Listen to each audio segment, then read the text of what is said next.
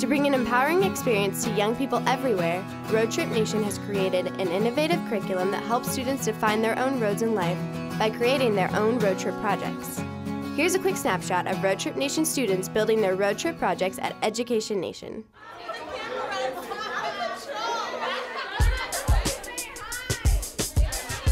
I'm Andrew Galarza. I'm 16. I was born in the Bronx. I'm a Bronx boy. I'm a senior in high school, and I have no idea what's after this. It's just all a big blah to me. My name's Thashina, and I'm 18 years old. I was born in Harlem Hospital. It wasn't a neighborhood full of ambushing and drive. Like, when I did come to school, you know, I was lazy. I didn't like it, and sometimes I ask myself, do I want to stay here or what? My name is Tenai Erskine. I'm 17, maybe 2, but my family members went straight from high school to college. Even with those 2, they've had like children before, so it kind of slowed down the process. So me, I'm probably like the first female to go from high school straight to college without a baby. So I'm kind of happy, just happy to break the family tradition. My teacher introduced us to this curriculum, so for a whole semester we've been doing Roadtrip Nation, filling out the books and doing the exercises online. If you do everything, the whole curriculum, and if you're really into it, it could be a life-changing experience for you. At the end of the curriculum, we're interviewing people, asking them questions about their opinion on success. How they struggle through it. What steps do I need to take so I won't fall? Monday, I have to wake up at least at 5 a.m., which is awesome. Then hop in a cab over to NBC studios. There's a Education Nation event. I'm going to be interviewing people. Just basically meeting leaders of education and seeing how they got there.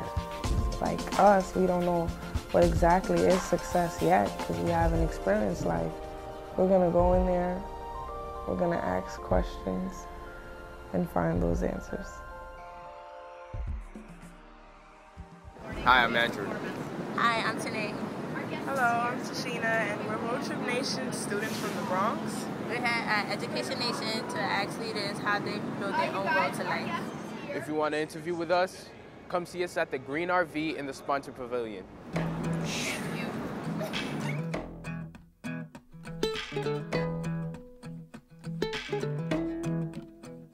I was like, I'm gonna be interviewing leaders of education. I never knew what Education Nation was until like a week ago. So it will be really interesting. I'm actually really excited for it. I'm Andrew. Hi, I'm Tenai. I'm Jeff. Thashina. Okay, so what should we do? I'm 16, senior in high school. I just have no idea what I want to do. I still don't know what I want to do either. So like, where were you like when you were our age? Where were you when you were our age? Where were you at our age? I went to an all-boys military school.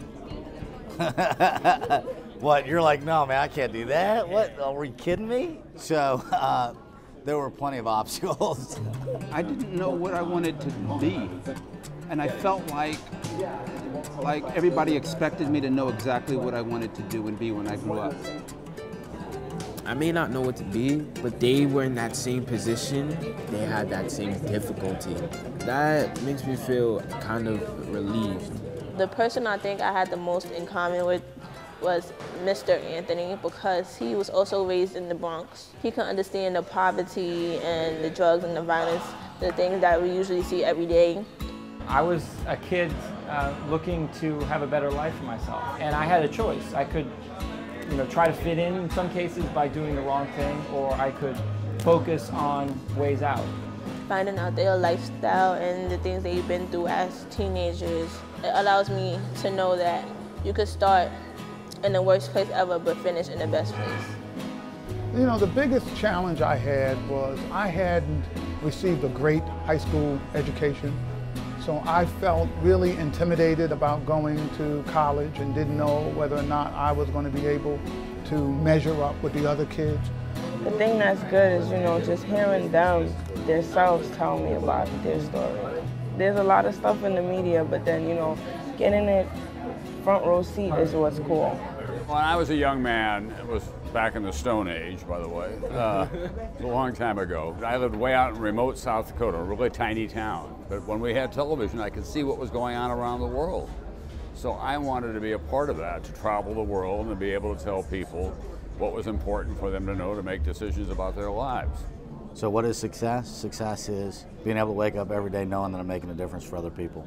The single most important thing I can do and I can focus on is other people's future. Like, I'm so excited to talk to you guys, it's unbelievable. Thank you guys for doing this. I mean, we're just a couple of students. No, you're not. You're 3 students working hard every day. You guys should be very proud of what you're doing. You guys get to meet anybody famous yet? You know, LeBron's coming in a little bit. I'm a New York fan. Knicks fan. I'm going to put this mic back on. We're going to talk about LeBron for a couple minutes.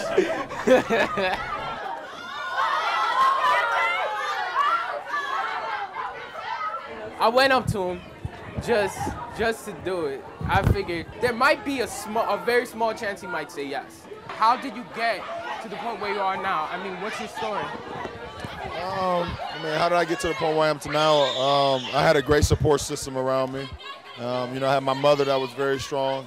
I had coaches and I had mentors and people that was around me that helped me get to where I am today. And, you know, I give all the credit to them because without them, I wouldn't be here. Oh, my God. You did it, Aaron. You gonna have this shit book. Look at you, and you thought you looked so nervous, like he was gonna. I was like, my hands were shaking. Yeah, I seen it. I just seen him looking up, like, with the He's mic. really tall, like seriously tall. But I never thought that I would go up to somebody like LeBron James and ask him a life question. Living in the neighborhood that I do, sometimes the people that's meant to be there for you are not the people who are there for you. So doing Roadtrip Nation, it like informs you that it's more than the people you know who's out there that can help you. In fact, you all are successful now. Do you realize that? Do you see yourselves as a success? Do you really? Yeah. Oh, awesome. What makes you feel successful? Knowing that I'm breaking family traditions. Oh, awesome. How about you? Staying in school. Awesome. I believe that I was slacking off and I was being lazy before this experience. But I do think that I'm gonna start working hard because majority of the people that we interviewed, they didn't just walk around the corner and then somebody just selected them randomly and said, hey, you got the job. I believe that they did work hard, and I think that's what's gonna change. Man, to me before, I could give you a long list of what was wrong with him. He wasn't confident in himself. He was always pessimistic. He always had fears looming over his head. And basically, he was scared to live. Then Roadtrip Nation happened, and man, I like this new me. This new me is way more confident in himself. I interviewed an NBA player. I interviewed the president of NBC News, and I didn't interview them as their job. No, I didn't interview an occupation. I interviewed a person, just to see what their fears were 10 years ago. Do they still have fears? Do they still worry about anything in their lives? What's their successes? What's their failures? I mean, just conducting the interviews was so eye-opening and making me realize there's so many things that I could be, and I have so many choices. I have so many choices of things that can make me happy.